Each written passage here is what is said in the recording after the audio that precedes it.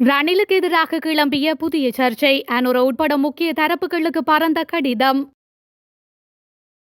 அரிசி பிரச்சினைக்கு தீர்வு. கொழும்பை நெருங்கியுள்ள இந்திய கப்பல். சர்ச்சைக்குரிய மதுபான சாலை அனுமதி பட்டியல். அரசுக்கு ரணில் பதிலடி. உணவுப் பொருட்களின் விலை தொடர்பில் வெளியான அதிர்ச்சி தகவல். ரணிலின் கொள்கைகளையே பின்பற்றும் அனுர அரசு, கடுமையாக சாடும் சஜித். தப்பியோடிய சிரிய ஜனாதிபதி, புடினுக்கு அழைப்பு விடுத்துள்ள ட்ரம்ப்.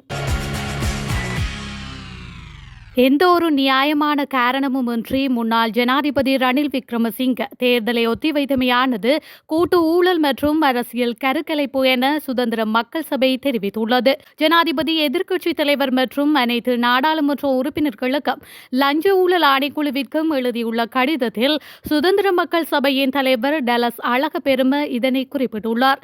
இந்த நிலையில் குறித்த கடிதமானது ஜனநாயகத்தை கருக்கலைப்பு செய்தமைக்கு விலை கொடுங்கள் மற்றும் ரணில் விக்ரமசிங்க ஊழல் குற்றச்சாட்டு என்ற தலைப்புகளில் எழுதப்பட்டுள்ளதுடன் அதில் பல்வேறு விடயங்கள் உள்ளடக்கப்பட்டுள்ளன. அத்தோடு தற்போதைய ஜனாதிபதி தலைமையிலான அரசாங்கம் இந்த பொருளாதார கொலையாளிகளுக்கு எதிராக என்ன நடவடிக்கைகள் எடுக்கப் போகின்றது என்பதை ஆவலுடன் எதிர்பார்த்து காத்திருப்பதாகவும் சம்பந்தப்பட்ட கடிதத்தில் குறிப்பிடப்பட்டுள்ளது. மேலும் ரணில் விக்ரமசிங்க வீணடித்த மக்களின் வரிப்பணத்தை மக்களிடம் மீள வழங்குவதன் மூலம் அரசியல் வரலாற்றில் நாகரிகமான அறம் சார்ந்த அத்தியாயத்தை சேர்ப்பதற்கு போதிய அவகாசம் எஞ்சியிருப்பதாகவும் அந்த கடிதத்தில் வலியுறுத்தப்பட்டுள்ளது. நாட்டில் அத்தியாவசிய பொருட்களின் விலையில் ஏற்பட்டுள்ள அதிகரிப்பால் உணவுப் பொருட்களின் விலையும் 30% அதிகரிக்கக்கூடும் என அகில இலங்கை சிற்றுண்டி சாலை உரிமையாளர்களின் சங்க தலைவர் ஹர்ஷன ருக்சான் தெரிவித்துள்ளார். ஊடகங்களுக்கு கருத்து தெரிவிக்கும் போதே அவர் இதனை கூறியுள்ளார். இது தொடர்பில் அவர் மேலும் தெரிவிக்கையில், நாடளாவிய ரீதியில் உள்ள பெரும்பாலான உணவகங்களில் தற்பொழுது தேங்காய் சம்பல் மற்றும் தேங்காய் பாலை கொண்டு செய்யப்படும் உணவுகள் வழங்கப்படுவது நிறுத்தப்பட்டுள்ளது. சந்தையில் தேங்காய்களின் விலை அதிகரிப்பு மற்றும் பற்றாக்குறையே இதற்கு காரணம் என தெரிவிக்கப்படுகின்றது. மேலும் பொருட்களுக்கான பற்றாக்குறை மற்றும் விலை அதிகரிப்பினால் மதிய உணவு பொதி தயாரிப்பும் கடுமையாக பாதிக்கப்பட்டுள்ளது. இதேவேளை நாட்டில் தற்பொழுது கோழி இறைச்சியின் விலை 1200 ரூபாயிலிருந்து 1280 ரூபாவாக அதிகரித்துள்ளது என அவர் மேலும் குறிப்பிட்டுள்ளார். கடந்த அரசால் வழங்கப்பட்ட மதுபான சாலை அனுமதி பத்திரங்கள் எவையும் ரகசியமாகவோ அல்லது சட்டவிரோதமாகவோ வழங்கப்படவில்லை என முன்னாள் ஜனாதிபதி ரணில் விக்ரமசிங்க தெரிவித்துள்ளார். அரசின் வருமானத்தை அதிகரிப்பதற்காகவே அந்த அனுமதி பத்திரங்கள் வழங்கப்பட்டுள்ளன என முன்னாள் ஜனாதிபதி குறிப்பிட்டுள்ளார். ரணிலின் ஆட்சி காலத்தில் நாடளாவிய ரீதியில் வழங்கப்பட்ட மதுபான அனுமதி பத்திரங்கள் தொடர்பான விவரங்கள் அனுர அரசால் நாடாளுமன்றத்தில் கடந்த வியாழக்கிழமை சமர்ப்பிக்கப்பட்டன.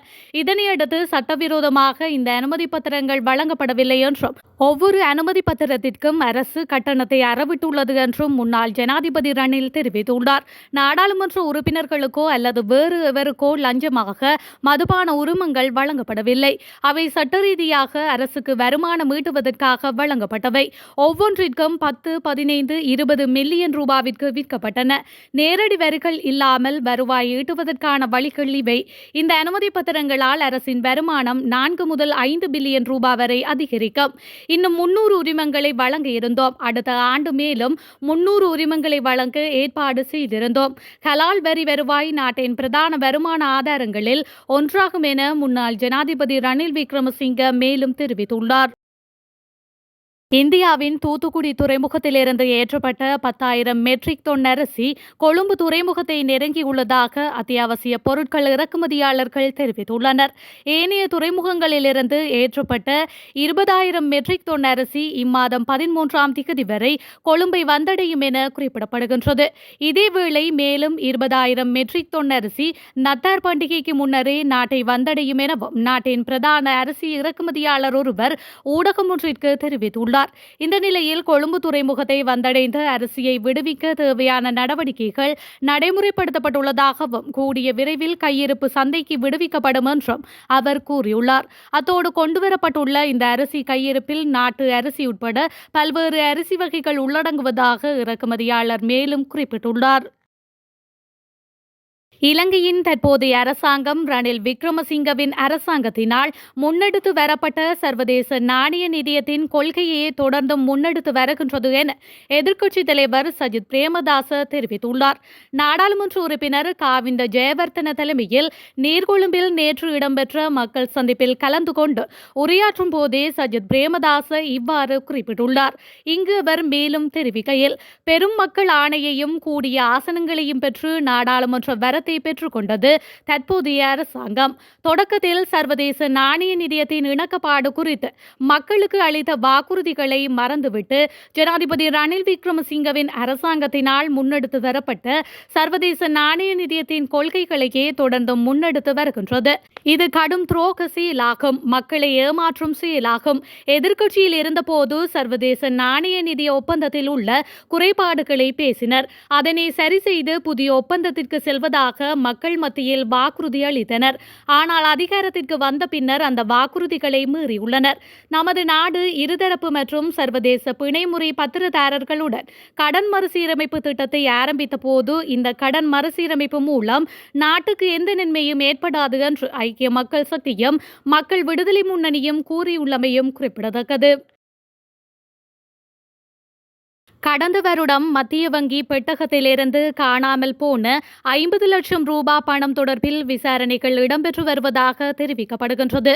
இந்த விடயத்தை குற்றப்புலனாய்வு பிரிவின் பணிப்பாளர் சிரேஷ்ட காவல்துறை அத்தியட்சகர் இமேஷா முதுமாலா தென்னிலங்கை ஊடகம் ஒன்றில் நேற்று தெரிவித்துள்ளார்.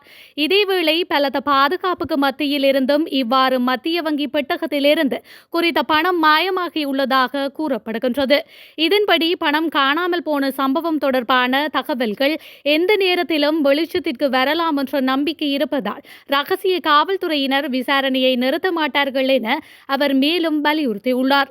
சம்பவம் தொடர்பில் 11/4/2023 அன்று கோட்டை காவல்துறையில் முறைப்பாடு செய்வதற்கு மத்திய வங்கியின் அதிகாரிகள் சிலர் நடவடிக்கை எடுத்திருந்தமையும் குறிப்பிடத்தக்கது.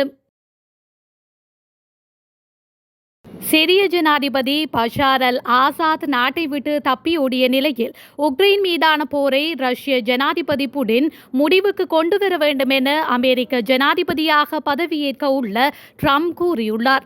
இது தொடர்பாக அவர் வெளியிட்டுள்ள அறிக்கையில் கூறியுள்ளதாவது, பஷார் அல் ஆசாத் சிரியாவிலிருந்து தப்பி சென்று விட்டார். இதுவரை அவரை பாதுகாத்து வந்த புடின் தலைமையிலான ரஷ்யா அவரை பாதுகாக்கவில்லை. சிரியா மீதான ஆர்வத்தை ரஷ்யா விட்டுவிட்டது. உக்ரைன் போர் காரணமாக ரஷ்யாவில் உயிரிழப்பு மற்றும் காயமடைந்தவர்களின் எண்ணிக்கை 6 லட்சத்தை தாண்டியுள்ளது. இந்த போர் தொடங்கி இருக்கக்கூடாது, இத்தனை நாட்கள் நீடிக்கவும் கூடாது. உக்ரைன் போர் மற்றும் மோசமான பொருளாதாரம் காரணமாக ரஷ்யா பலவீனமாக உள்ளது. இஸ்ரேல் தாக்குதல் மற்றும் அதன் வெற்றி காரணமாக ஈரானும் பலவீனமாக உள்ளது. போரை நிறுத்த ஜெலஸ்கியும் உக்ரைனும் ஒப்பந்தம் போட வேண்டும். அவர்கள் ராணுவ வீரர்கள் மற்றும் சிவிலியன்கள் என 4 லட்சம் பேரை இழந்துள்ளனர். அங்கு உடனடியாக போரை நிறுத்தி பேச்சுவார்த்தையை ஆரம்பிக்க வேண்டும். தேவையில்லாமல் ஏராளமான உயிர்கள் வீணாகியுள்ளன. பல குடும்பங்கள் சிதைந்துள்ளன. இது தொடர்ந்தால் நிலைமை இன்னும் மோசமாகத்தான் அமையும். புடினை எனக்கு நன்கு தெரியும். அவர் செயல்பட வேண்டிய நேரம் இது. இதற்கு சீனா உதவலாம். உலகம் உற்று கவனிக்கின்றது. இவ்வாறு அந்த அறிக்கையில் ட்ரம்ப் மேலும் கூறியுள்ளார்.